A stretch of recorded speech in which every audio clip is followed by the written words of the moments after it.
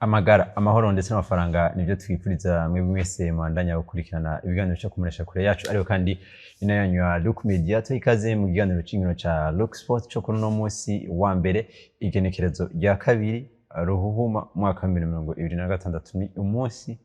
ugira kabiri ukwezi kwa kabiri ku mwaka wa 2026 biri ampe special nuko rero ni Boris Ngabire Jules muri studio za Look Media ndi kumwe na mugenzanje Ale Loris Ndongozi ndakuramukije ndakuramukije ndakwifurije no kugira intango nziza y'ukwezi n'intango nziza y'indwi nyaza ko ni twaje kuba tuvugana ukwezi kwa mbere kwagiye kurangira umuntu arizera ati ukwezi kwa kabiri ariko ukubivuze naza kuri muri abantu bakunda gushira ku mastati ngo happy February usanga ukwezi kwa kabiri no ukwezi kwa Angelique uzona ngo hero February hero March hero April no menga uri kora muraramukanya nko just ndimo kandi na Loris nari arashobora ko arimo ankeke sote nuko twizeye neza namwe ko mwagize intango nziza z'ukwezi intango nziza zindwi twizeye neza yuko tuzoza kuba turangiza ukwezi tumerewe neza ariko kandi abo bitakunze ko bagira intango nziza zindwi intango nziza z'ukwezi twifurize kumererwa neza mu babo ndetse no mu byabo mu miryango yabo mu bakunzi babo ndetse aho basanzwe baba nuko ni ikiganiro cha Look Sports rero tuzakwa turabira hamwe ayavugwa muri sport muri rusangi turaza kuba duca muri basketball turabe uko ibintu byifashe turaza kuba duca muri tennis ariko kandi turaza no kuba duca muri Primus League turaza kuba duca muri Stade Intwari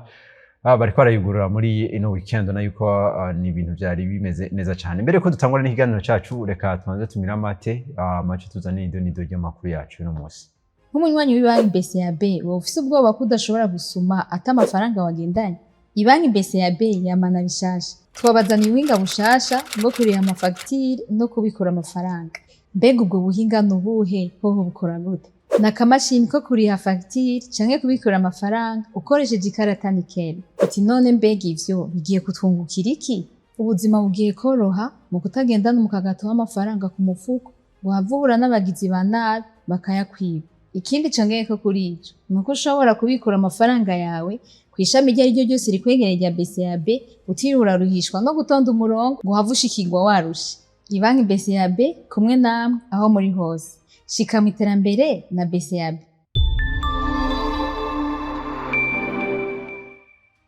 nuko turasubiye kubaha ikaze kandi rero muri Look Sports yo kuri no munsi ni iganiro cyacu tugiye kwa duhera muri basketball hariko haraba inkino hagiye kuba inkino nako za Road to ABL ni Amstel Basketball League y'ino mwaka habaye ibintu byinshi muri basketball ariko imbere ko dushika muri ivyo bindi rasanzwe duce muri Road to ABL Loris hagiye kuba haba zino nkino muri gice ca kabiri gishira icanyuma ca Road to ABL inkino twaje kuba tuba kabisa impressionné nuko inkino ziho ziraba kumwene imibiri kiritwara twitega iki muri demi finale nibaza ko ni inoro to ABL ije inyuma yo kwajije kurangira uvuga ngo League B muri basketball hano muri ABB cyangwa Association de Basketball do Bujumbura bana ko ni inkino zaje kuba zinezereza abatari baki twashobora kuba tubona impano zitari nke bana ko bafise tara iri exceptionnel muri basketball ni higana rya League B harayizige kitari gito ariko nuvuga ngo yaboneka hano mu Burundi abakinyi bateye kwaronka ingene bi-experiment canke bi-experiment zabo naho tusanga tuzi ko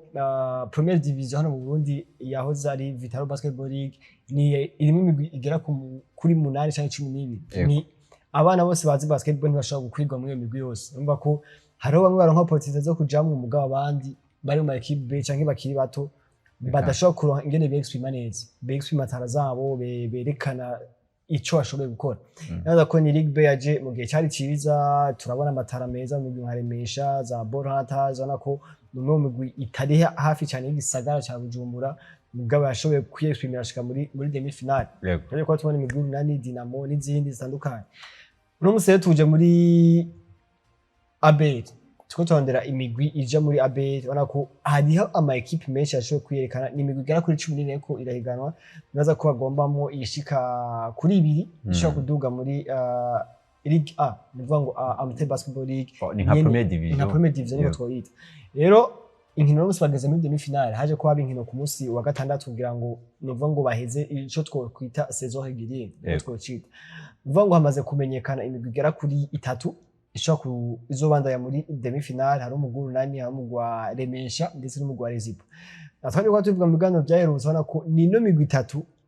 amahirwe yacyafise yose kuko ni imigwi ikomeye ko ari 3 ni imigwi novuga ngo yahejeje iri top mu mapure yabo Remesha yahejeje ari ya mbere muri pure yabo inkino 3 kuri 3 bashoboye gutsinda Dinamo ni ya kabiri naza ko cyatwishikira umugwi wa Rezipo nayo yahejeje ari wa mbere muri pure yabo inkino 3 kuri 3 bashoboye gutsinda n'umugwi wa urunani nayo bashoboye gutsinda inkino 3 kuri 3 mugabo n'umusasikaye ikibazo cyo kumenya novuga ngo umumere perdant canke umumere troisième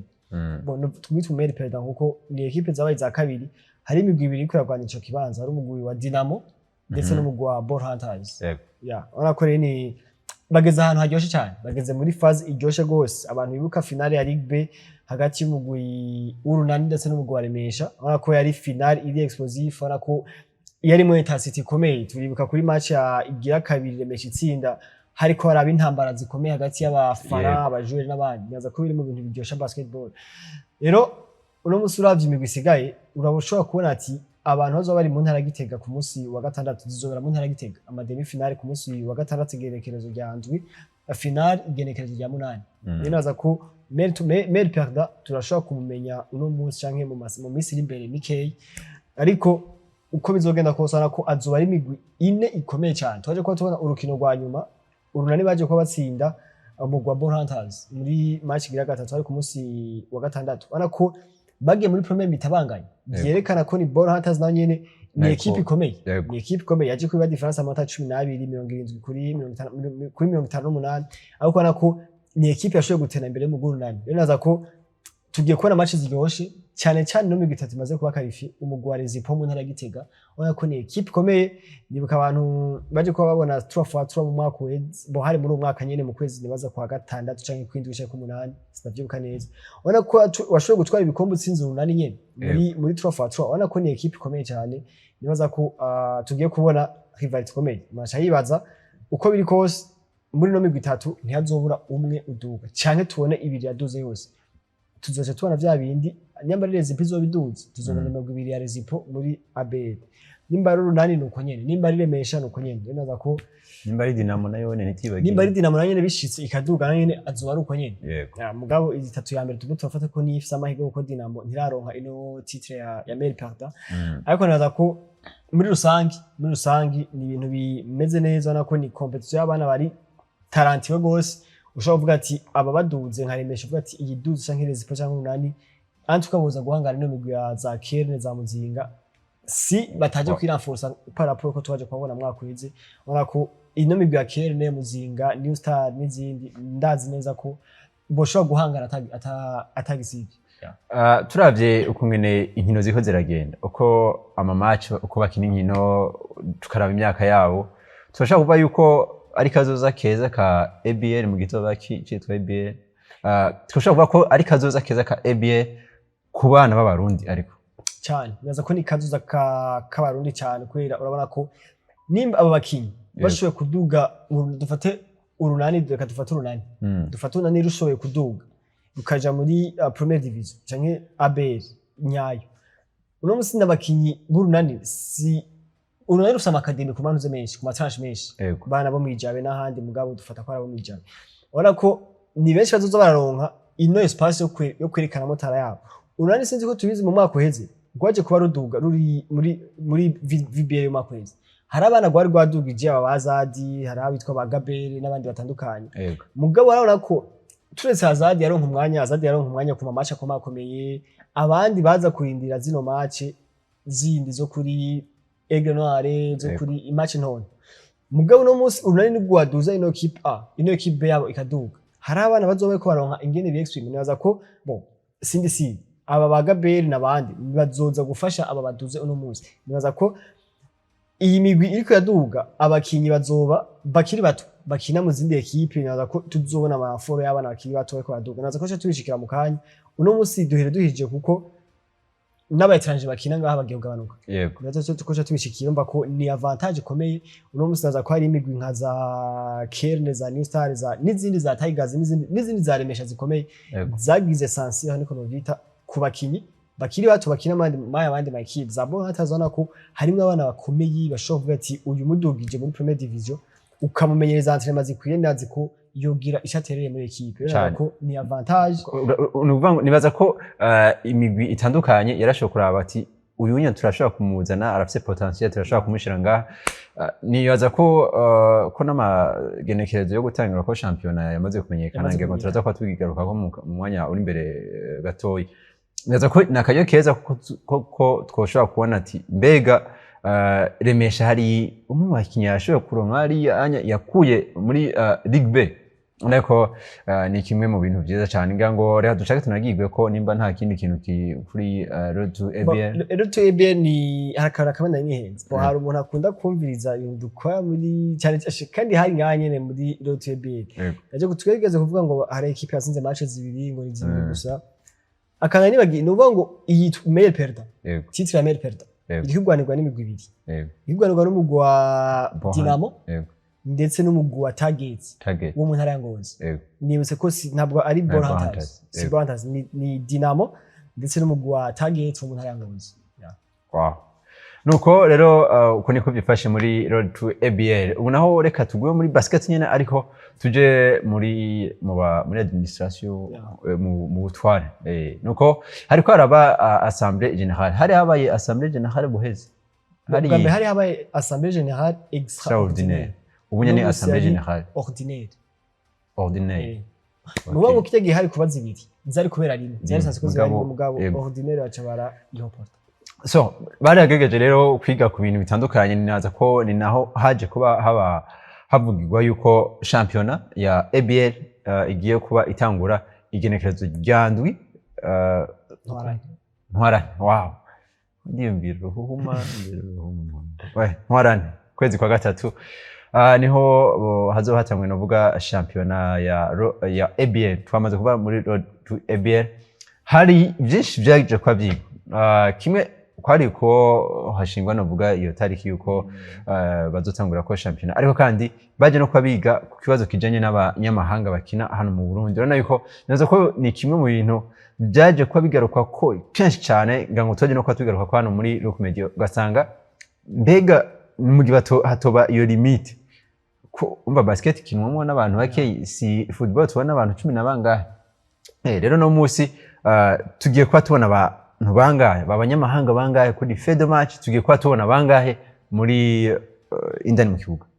bonaza ko ni byaje kuba bamwe barabona mu avantage abandi babonamwo inconvenient ngo nta kintu ngira ngo na Yesu cyangwa Muhammad na munashaka kuva yuko ntaingo inconvenient na avantage bishobora kubura mu kintu kimwe bon ni ikintu cy'abayetranje nako ni kibazo abantu bavuga ko gutandukanye bamwe baravuga ati mubagabanije spectacle iragabanuka kuri departement mugari benshi spectacle bari nyinshi yego muganda bavuga ati babaye benshi abakinya barundi barabura ingene berekana tarazabo barabura ingene bagira nti ukunuko surtout ko twebwe nta masoko menshi avuye hanze aza kuraba mbega kwita abakinya bo barundi bacha batwara rero naza ko urana ko ni hamwe ni avantage handi ni inconvenient bojana ahantu nanye mpagaze kuva kera mugana nanje nabaye convince kuko umwaka wa mbere babihinda hari gihe byigeze kuba ugasanga nta reglement ihari nico gihe cy'umwaka wa Dinamo none wana ba Maktar Gay ashaka usanga muri teramo Maktar Gay harimo ba Kelvin Amayo harimo ba Chuma Tutu ugasanga nawe étrange gusa bari muri tete yego mugabo umwaka wakurikiye baci baragabanya aba étrange hamwe baravuga ati ikibazo je narifite cyari cyane navuga ati hamwe boza kugabanya aba étrange bavuga ati reka umwanya munini abarundi bawukinisha nari niyumvira ati bizotuma abakinya barundi bavuga ngo bareka gutravera bavuga ati okay jewe sinzokwirwa ndakora cyane kwera place yanje iri garantie muri equipe mugabo naje kuba mbona la contraire mu mwaka weze kubona ko abakinya barundi baradugije niveau cyane ashaka kuja mu Gwarezipo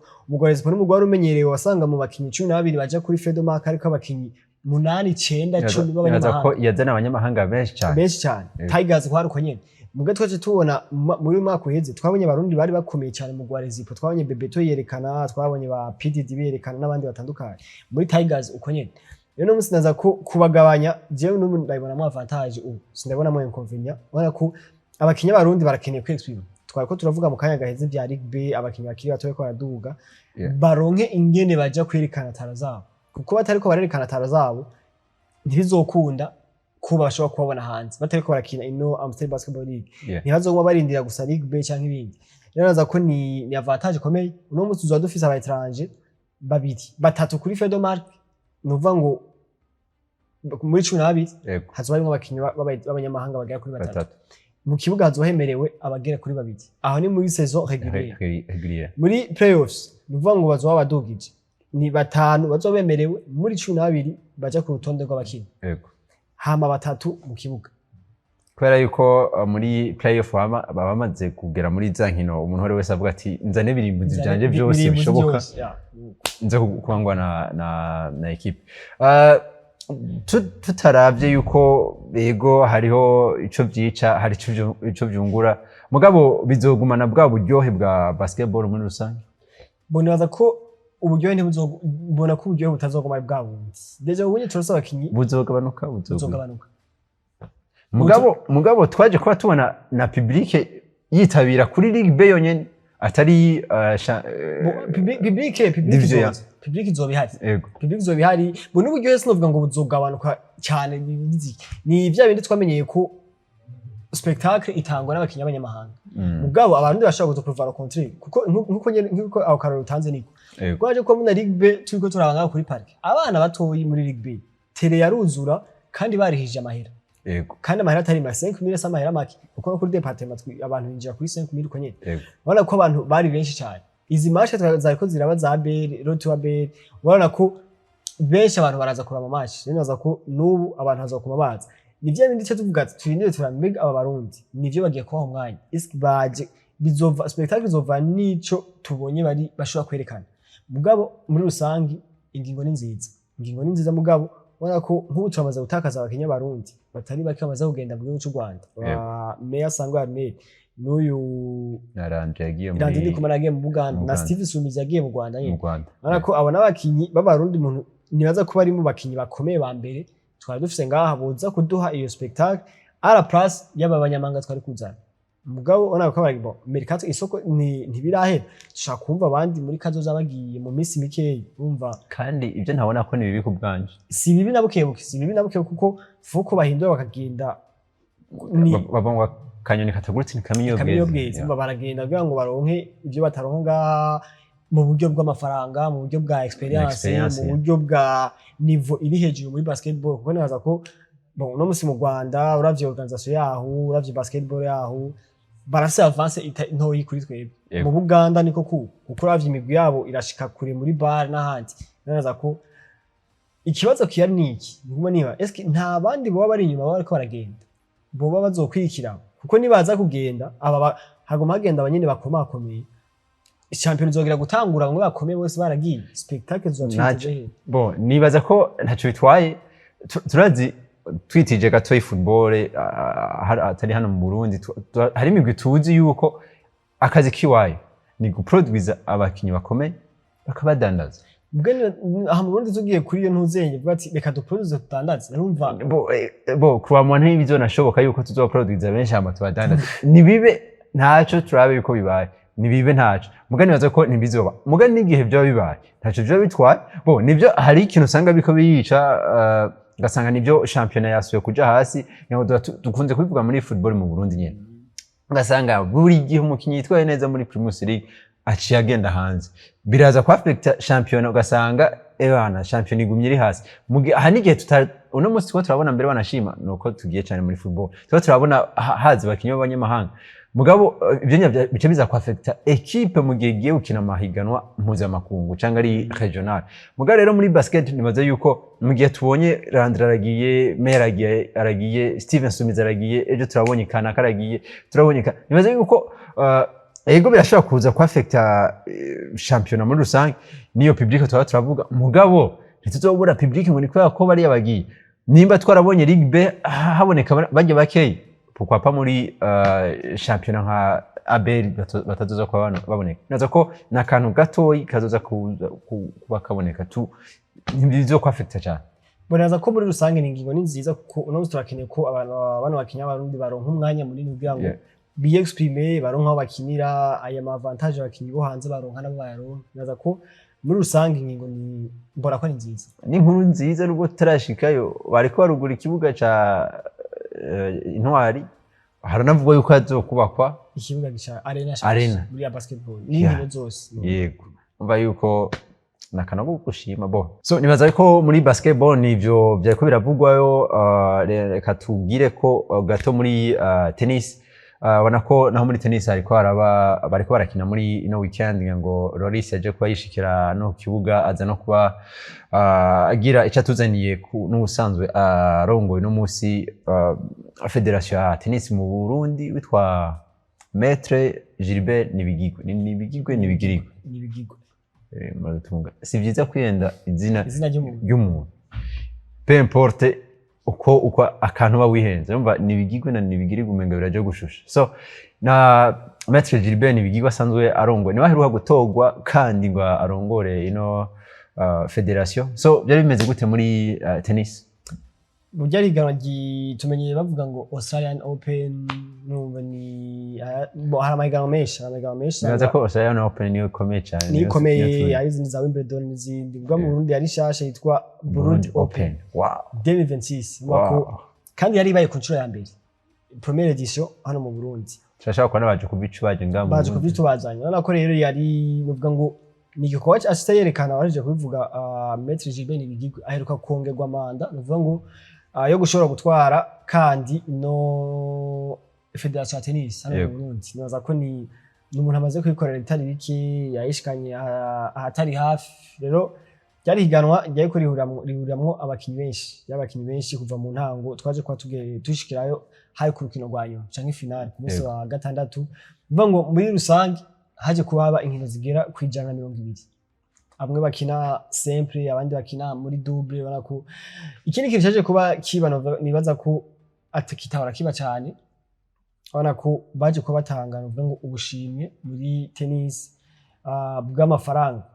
kenshi tuvuza agashimwe umengo ni igikombe nicyo tumenyereye mugabo agashimwe k'amafaranga akabahasha yego kandi muri tennis gafadika kuko muri tennis ahantu biryoheye si muja go partage muri equipe uvuga ngo wowe baguhaye baraguhasha bikamufuka mugiye ukina muri simple muvuga ari handumbe naho muba muri babiri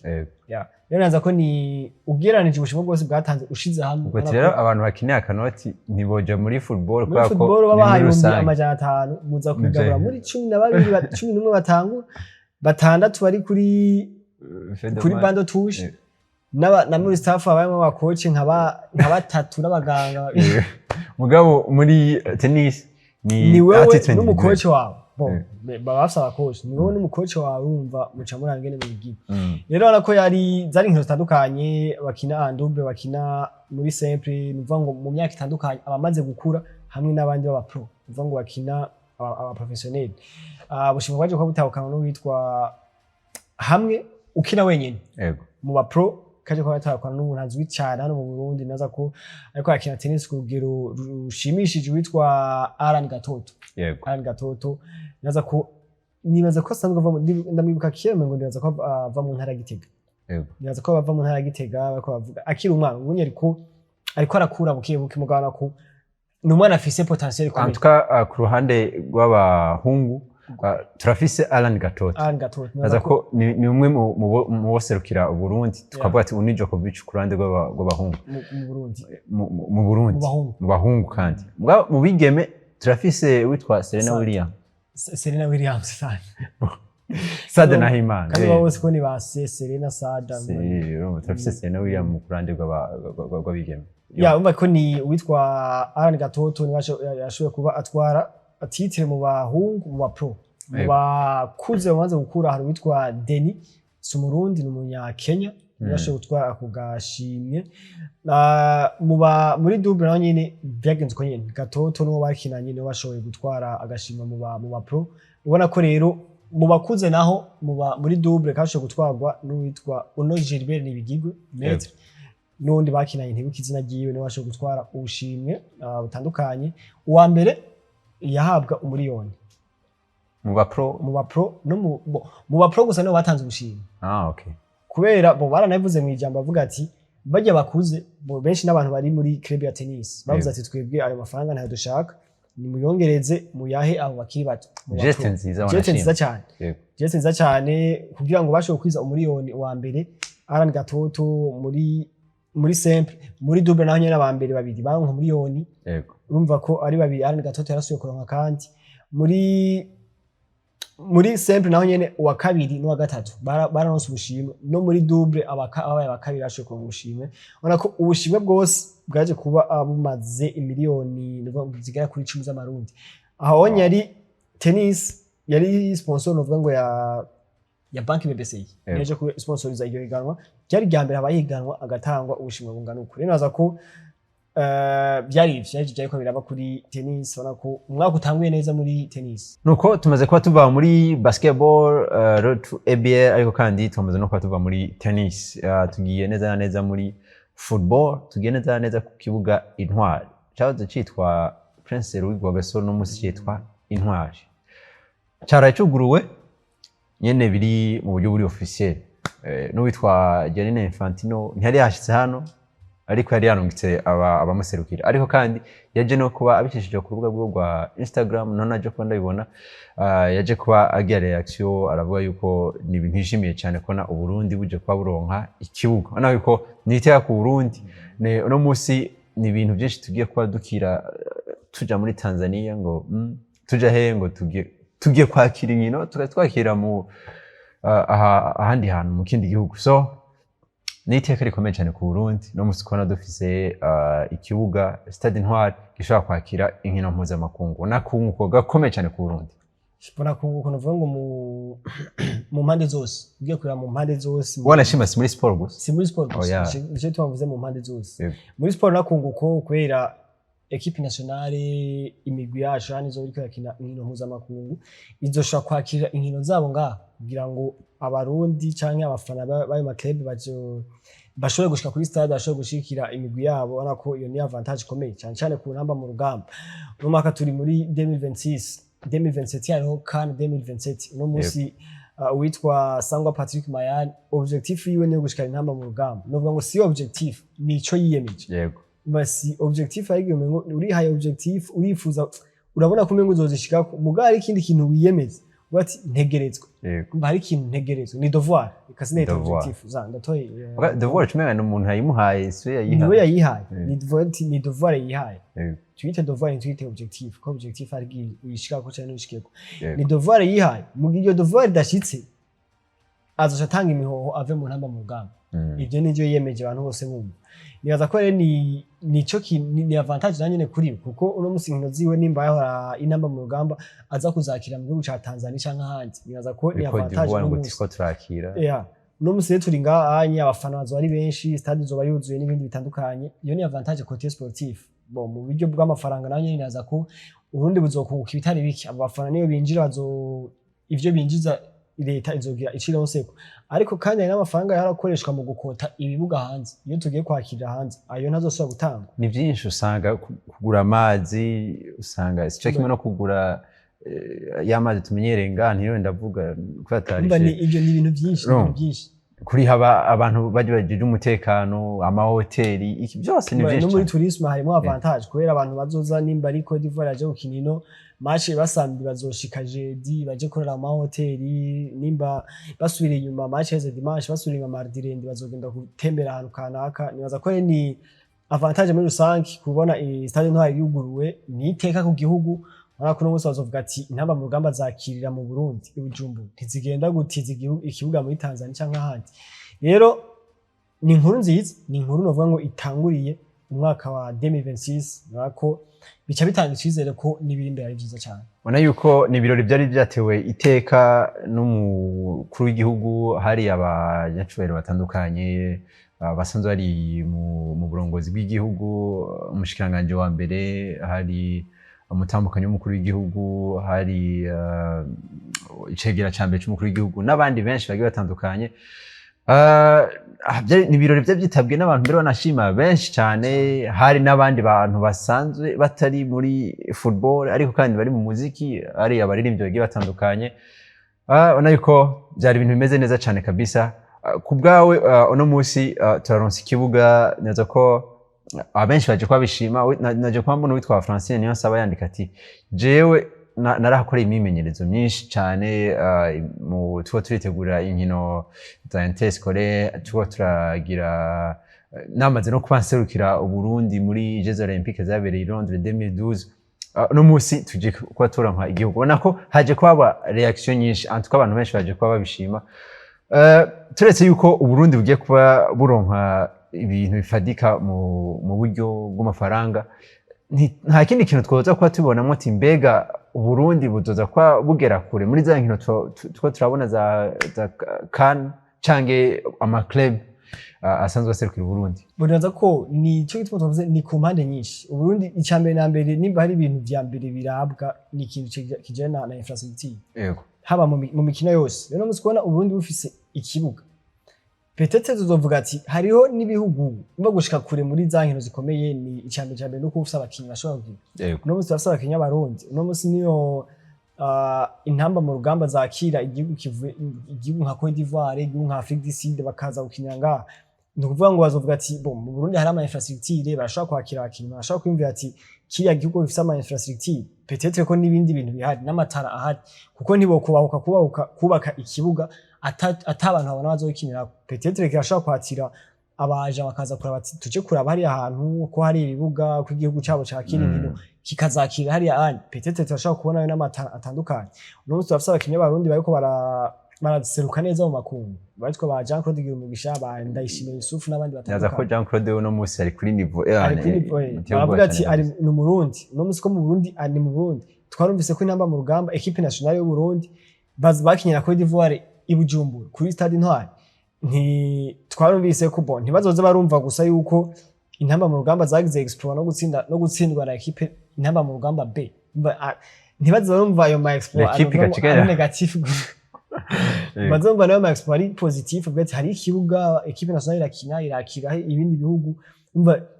Mu mitima y'abantu harajamwo ko mu Burundi hariho football infrastructure cyo kintu cyambere. No musi iyo stade sinibaza ko izokwakira inkino gusa, yashaka kwakira n'ibindi bintu by'ibiteramo n'ibiki. Ubwabo dufise ikintu hakijanye nibaza ko ni ikomeye cyane mu gihugu. Nuko haje no kubavugwa yuko hagiye kuba hubakwa arena. Ngo turabigaruka ko nuba ko arena iba yakira inkino nyinshi zigiye zitandukanye, irashobora kwakira basketball, irashobora kwakira volleyball, irashobora kwakira inkino nyinshi zigiye zitandukanye, ariko kandi turetse n'inkino irashobora no kwakira ama evenement yandi agiye atandukanye.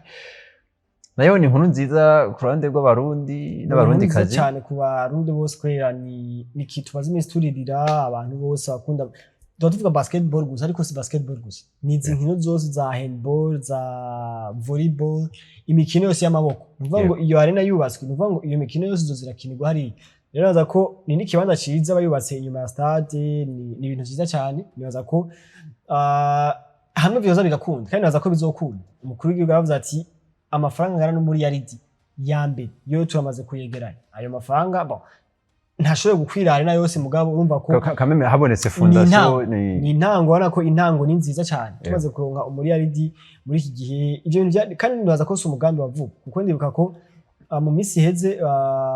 President Febabu muri Assemblée Générale extraordinaire yabaye, nibaza ko twamaze twashitseyo, yaravuze ati ikibazo cyo kubaka ikibuga ntikikiri ikibazo cyacu, ni ikibazo cy'igihugu. Umukuru w'igihugu yatubwiye ko yagifashe mu ntoki, kandi umva ko twizere ko bizogenda neza. Kirinze kiboneka, arena irinze iboneka, no musi dufise tere ya football nziza, turose tere yakira inkino z'amaboko nziza. Ubona ko nibaza ko cyo ari ikintu ciza cyane, iyo ari avantage ikomeye cyane ku Burundi. Nuko rero ubona yuko ikibuga Intwari no musi gishobora kwakira inkino ubwo ari bwo bwose, kwaba ubunga mu Burundi yaba mpuzamakungu, ariko tuba tuvuga inkino z'umupira w'amaguru. Nuko muri ivyo birori nyene byo kugura ikibuga hari karaba n'urukino rwa Primus League, ariko hari karaba n'izindi nkino nyene za Primus League kundugira ya 19. Muri urwo rukino hariko aba muri ivyo birori hariko aba urukino ruhuza umugwi wa Vitaro Football Club wariko wakira umugwi wa Bumamuru Football Club. Biza kuba birangira Vitaro itsinze umugwi wa Bumamuru. Bumamuru baza kuba istopa ariko kandi Vitaro iza no kwandika amateka. Urazi yuko kare Vitaro yakirira kuri Stade Intwari. Kuva kera abantu benshi bose bari bazi yuko Vitaro ikibuga cyari kera nzi yuko Vitaro ikibuga cyari Prince League Gasore. Rero no musi yaje no kwa ivyerekana yuko hano ni imuhira niho twaje kwa baje kubatsindira umugwa Bumamuru Football Club. Fopa ikomeye cyane kuri Bumamuru. Naza ko ukuntu Bumamuru bitaje hari ikintu yumviye aravuga ati ukuntu Bumamuru tamwe uzirasoka kenshi. Kera ona ko kare mpana kera mu minsi yeze. Zose zari mu ntara y'ibitoke. Ukuntu baza ko bishobora kuza kubafekta ukuntu baza barasohoka bakinira ahantu. Urabona ko Vitaro twavuze urukino rwabaruka kurutsinda, urabona ko ni Vitaro ikiragira ntuzeye nziza cyane uno munsi. Rero Bumamuru ni fopa ikomeye, kuno munsi naza ko bagiye inyuma ya Grenouille batagera ku 9. Nibaza ko 9 nibaza ko ni 9 amazi 9 inyuma ya Grenouille idatsinzwe urukino na rumwe. Grenouille itsinda inkino zose. Naza ko ni erreur ikomeye cyane kuri bakunda bavuga ngo ni erreur monumentale ku mugwi wa Bumamuru. Urabona ko mugabo kandi ni Vitaro no musi ikiraduga urabona ko yaje kubirekipera uno kizigenza wabo witwa Kesi Jordan nimbona. Urabona ko no musi ari muri yashoboye gutora amaforme meza muri Vitaro. Uno musi baje kuberekana ko Stade ntibazonkiza azokina ino phase tour inkino zisigaye zoshobora kuba azikina. Baje kwamwerekana kuri Stade Intwari n'ibyo musi. Urabona ko Stade Intwari yaruguruwe na Stade ntibazonkiza na nyene aza kwerekana umugwi wa Vitaro. Rero ikintu naza ko Bumamuru ni erreur yagize cyane cyane baza ko bigoye cyane kuzoza kwiratrapa imbere ya Grenouille. Ariko twavuga kuri Vitaro urabona ko bariko baragira parcours keza urabona ko biri prometteur. Hamwe boza bakigenza neza bagafata forme niko novuga nta gikombe yako batwara cha Primus League sinaza ko bishoboka. Ariko hari igikombe cha Coupe du Président kera shone kiragwa amahirwe yo gusohoka. Hamwe bogira forme nziza bagafata forme nziza uno munsi birashobora kubafasha kugwanira kino gikombe cha Coupe du Président cyangwa guheza saison neza. Bagije saison neza bizobafasha kugira gutegura indi kurikira neza. Nuko ubundi mugwi hariko araba inkino nyinshi kiretse urukino ruza ko no munsi ruza Interstade ndetse no mugwa Ngozi City. Grenouille yari kiratsinda wariko arabivuga ati ntihagarikwa yari kiratsinda mugwa BG Green ibintu bisanzwe. Nayo umugwa Vision ngabatwa twaje kwa tubigaruka ko Vision yari kiratsindwa na Flambeau du Centre. Paris coach wa kera wa Vision yari kiratsinda Vision. Baza kwa izindi bavanye ni misi mikeke ya bavanye haje uko niganura Ruris.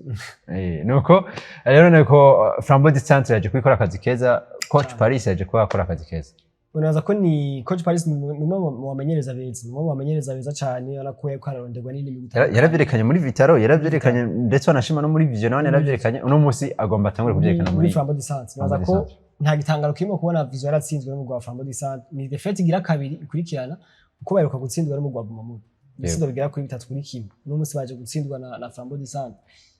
igitsindo kimwe ku buso. Unaza ko ya principe ya Jose Mourinho ntibayizi ukeneye gutwara igikombe utsindira ya bikomeye. Urumva ijya principe naza ko ataragira. Rero Vision igikombe ntikirimo muri objective zabo. Nibaza ko bari muri bariko barirondeza kugira ngo mu mwaka uza peut-être baze bakomeye twavuze amaroko tumwe ko baragira barazanye Jonathan Ahimana niwe yasabye urukino bakina mu gwa Flambeau du Centre. Nibaza ko peut-être ni Vision tuzokwibaza mu mwaka uza tuzorondera mu mwaka uza no mwaka wa Pikabisi. Nuko mu kwishura muri commentaire umuntu yavutse 1999 afite imyaka ingana n'umunsi 26 bivana no kwezi yavukiyemo. Bihara abantu bagize commentaire bivuga ngo umuntu yavutse muri 96 no musasi imyaka 26 bivana yavukiye muri 99 bivuga ngo wavutse mu kwa mbere itariki zarizo zose mu kwa mbere uno munsi yamaze kuzuza imyaka 27. Yego mugwo wavutse mu kwa kabiri inyuma y'itariki zibiri aracyasi imyaka 26. Mugara abantu badaharura rero amezi baharura nimba umwaka uguye ko le 1er janvier baro ko umwaka nawe nyine imyaka afise yongera barura yuko umwaka uwaheze nk'umuntu yavutse le 29 décembre bana wene biba biheze nawe nyine. Nuko rero umuntu yavutse 1999 afise imyaka 27 mugabo d'après Loris